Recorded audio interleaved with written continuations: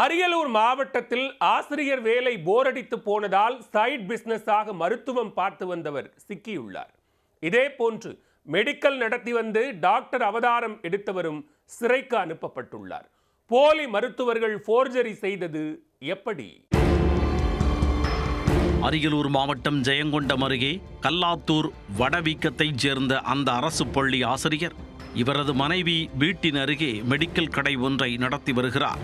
அவ்வப்போது கடையில் அமர்ந்து வியாபாரத்தை கவனித்து வந்த ஆசிரியருக்கு மருந்துகள் எல்லாம் அத்துபடியாகிவிட்டது.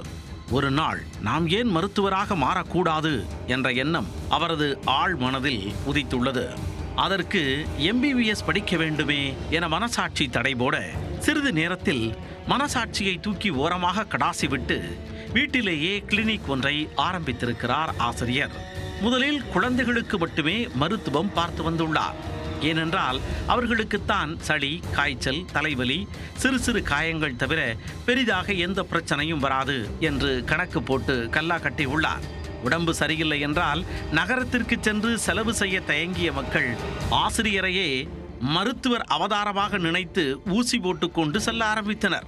இவரைப் போலவே ராமச்சந்திரன் என்பவரும் அப்பகுதியில் மெடிக்கல் நடத்தி வந்த நிலையில் அவரும் அலோபதி மருத்துவராக பதவி உயர்வை தனக்குத்தானே கொடுத்து கொண்டார்.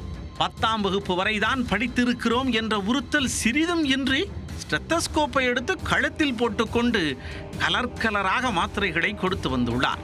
பல நாள் திருடன் ஒரு நாள் சிக்குவான் என்ற பழமொழிக்கு ஏற்ப இந்த மோசடி குறித்து அரியலூர் பெரம்பலூர் மாவட்ட மருத்துவ மற்றும் ஊரக நல பணிகள் இணை இயக்குநருக்கு ரகசிய தகவல் பறந்தது.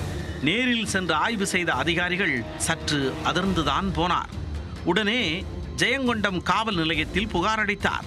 ஜெயங்கொண்டம் போலீசார் இருவரையும் கைது செய்து மருந்துகள் மற்றும் மருத்துவ உபகரணங்களை பறிமுதல் செய்தனர்.